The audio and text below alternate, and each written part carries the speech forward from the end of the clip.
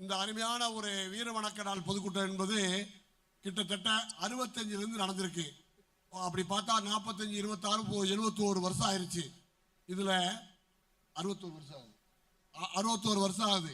1965 நம்ம மதுரை மேலமாசி வீதியில தான் அது பெரிய நிகழ்ச்சி நடந்தது. அதுதான் இப்போ பராசக்தின்னு ஒரு படம் வந்திருக்கு, பார்த்துருப்பீங்க. அதை அப்படியே காமிச்சிருக்காங்க. மேலமாசி வீதின்னு போர்டு போட்டிருப்பாங்க. மதுரையினுடைய ரிஜிஸ்ட்ரேஷன் கார் கூட MDUன்னு தான் போட்டிருக்கோம். அதே மாதிரி 7ஆம் நம்பர் பெரியார் போட்டு, அது ஒன்று மட்டும் தப்பு. சென்ட்ரல் அந்த காலத்தில் என்ன இருக்கணும்னா சென்ட்ரல் போட்டு கலெக்டர் ஆஃபீஸுன்னு போட்டிருக்கணும். அது தப்பு. பெரியார் திருமங்கலம்னு ஒரு பஸ் ஓடும். இப்படிலாம் போட்டு பராசக்தியில் அதனுடைய அந்த இந்திய இனிப்பை பற்றி தான் அது போட்டு. அப்போ இதில் நடந்தது உண்மை. வேலுசாமின்னு சொன்னார், தியாகராஜர் காலேஜில் படித்தேன்னு. நான் 11 வயசு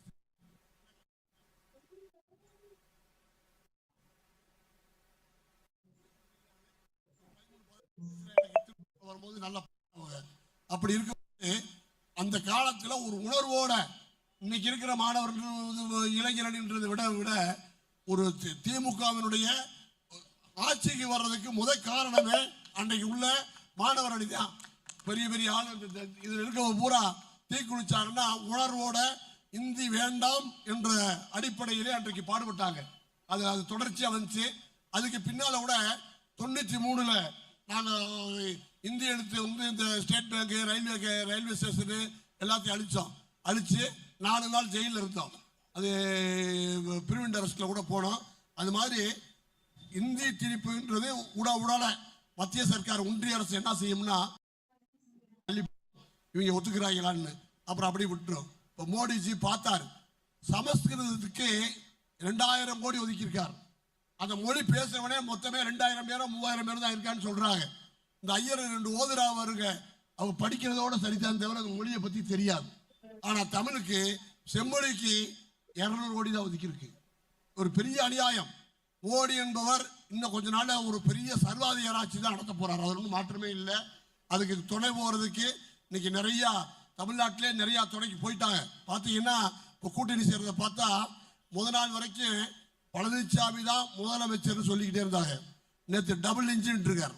டபுள் இன்ஜின் எப்படி போகும்? 2 மாடு போகும், 2 தண்டவாளம் ரயில் தண்டவாளம் தான் சொல்ல ஒத்துக்கிறேன். டபுள் இன்ஜின் எப்படி போகும்? முன்னாலே ஒன்று பின்னால் ஒன்று தள்ளலாம். முன்னால போறவே பின்னால போறவே பிரச்சனை தானே. அது பாருங்க, கடைசியில் ஏடிஎம்கே ஒரு ஜெயிச்சு வந்தா கூட வச்சுக்கிடுவான். பிஜேபி தான் முதலமைச்சர் வருவான். ஏன்னா நிறைய கேஸ் வச்சிருக்காங்க, அரட்டி வருவான். ஆனால் எதற்கும் அஞ்சாத ஒரே தலைவன் மாண்புமிகு தளபதி அண்ணன் MK ஸ்டாலின் தான். நீ என்ன செஞ்சுக்க, அதை பத்தி கவலையே இல்லை அப்படின்னு சொல்லி இன்னைக்கு வரைக்கும் ஒரே நிலைப்பாடு எடுத்து இன்னைக்கு ஆட்சியில எந்த விதமான சமரசமும் கிடையாது. ஆனா காங்கிரஸ் நண்பர்கள் வந்து ஒரு சில பேர் இருக்காங்க. இப்போ ஏன் நானே பேரை சொல்றேன், மாணிக்க தாவூர் இருக்காரு, ஜோதிமணின்லாம் அவங்க MP ஆகிட்டாங்க.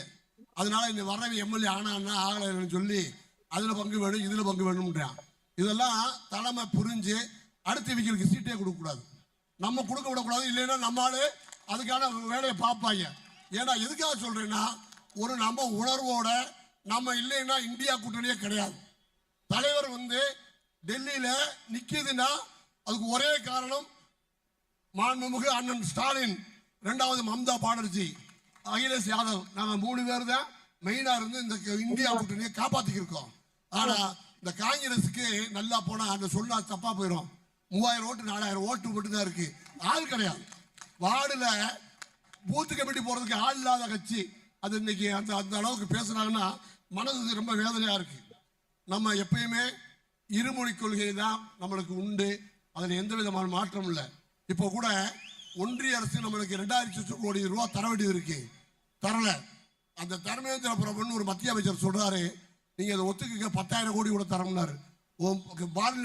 நாடாளுமன்றத்தில் சட்டமன்றத்தில் சொன்னார் தலைவர், 10,000 கோடி வேணாம், இந்தி வேணாம், எங்கள் தமிழ் தான் வேணும்னு ஒத்த கால தீர்மானம் போட்டு நிறைவேற்றுறோம்.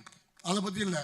நான் கூட உங்களுக்கு நல்லா சொல்லணும், ஒரு கவர்னர் ஒருத்தர் இருக்கான் தெரியுமா, அவனுக்கு அதாவது கொஞ்சம் அறிவு வேணும். ஒருத்தருக்கு அறிவு இல்லாதவனா கவர்னரா அதுக்கு தான் போட்டிருக்காங்க. அறிவோட இருந்தவனா கவர்னரா இருக்க மாட்டான் போட்டிருக்கு.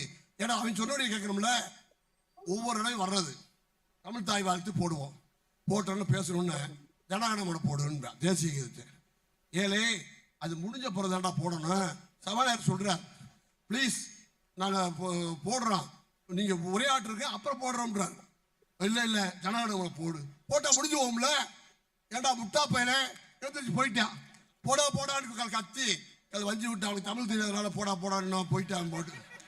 ஆமா, அது ஏன் எதுக்கு சொல்றேன்னா, இந்த நம்மளை எவ்வளவு இப்போ கேரளாவில் பார்த்தீங்களா, அவனை கேரளாவில் இருக்கவங்க கர்நாடகத்தில் என்ன செஞ்சிருக்காங்க, கவர்னரை சுற்றி பேசி மறைச்சிட்டாங்க காங்கிரஸ். அப்புறம் போலீஸ் தான் தள்ளிட்டு போயிடுச்சு. அதை நம்ம தலைவர் என்ன சொல்லிட்டாருன்னா, வந்த உடனே இப்படி திரும்பி பார்த்தாரு, எங்களை யாரும் பேசக்கூடாது, யாரும் கத்தக்கூடாதுன்னாரு. நான் கத்திட்டேன். அவர் சொன்னா சொல்லிட்டு போறாருங்க. அதுக்காக எவ்வளவு நேரம் காத்து இருக்க முடியும்? நான் ஒருத்தர் தூக்கணும்னு என்னோட சேர்ந்து 20 பேர் தூக்கிட்டாங்க கையை.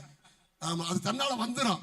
எதுக்காக சொல்றேன்னா, இப்போ கேரளாவில் அதே மாதிரி படிக்க சொன்னா படிக்கணும்.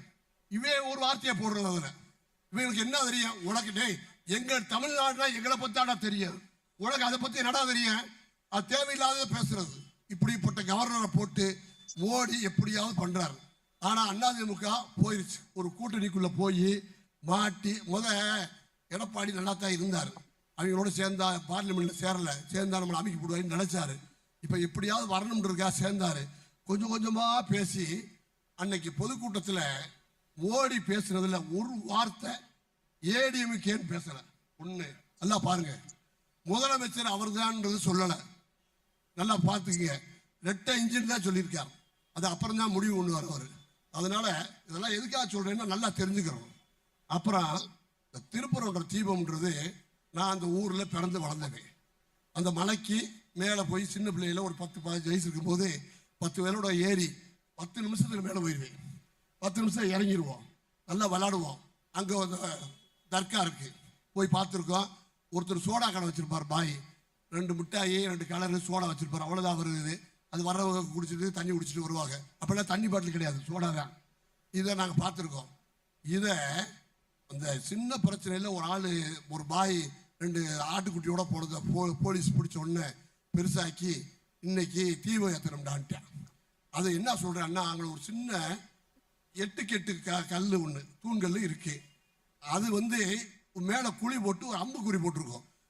அதாவது என்ன சொல்கிறான்னா, பரங்கி மலையில் ஒருத்தர் ஆரம்பிச்சிருக்கார். நில அளவை எடுக்கிறதுக்காக ஒரு 200 ஆண்டுகளுக்கு முன்னால ஒரு ஆங்கில இன்ஜினியர் ஒருத்தர் அங்கிருந்து ஆரம்பிச்சு அரிட்டாபட்டி இப்படி எங்கேயே மலை இருக்கோ, மலையில் ஒரு தூண்களை நிப்பாட்டி அது ஒரு அடையாளமாக வச்சு இப்படி ஒரு வரி போட்டு, அது மாதிரி திருப்பரங்குன்றத்தில் அந்த கல் இருக்கு.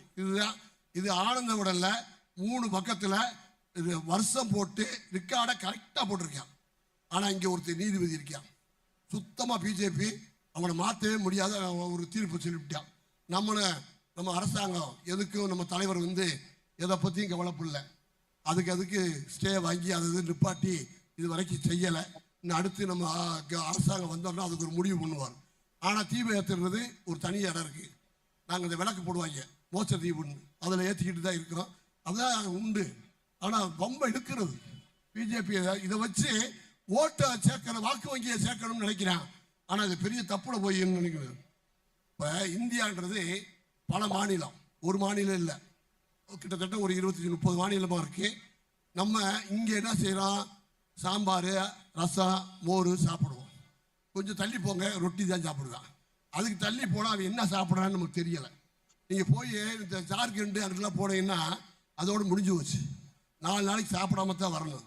அந்த வாடை அடிக்க ஒரு மாதிரியா, அது என்ன வாடை. நான் போயிருக்கேன், இந்த சிக்கிம்லாம் போயிருக்கேன். ஒரு எதுவுமே சாப்பிட முடியாது, அப்படி சாப்பாடாக இருக்கும். இதுக்குள்ள இவ்வளவு வித்தியாசம் இருக்கு. இந்தி பண்றான்ற மொழி நம்மளுக்கு, நம்ம கலாச்சாரத்துக்கு அவன் கலாச்சாரத்துக்கு ஒத்து வராது. இப்படி இருக்கக்கூடிய நிலைமையில இந்த இந்தியை என்றைக்கும் எதிர்ப்போம்.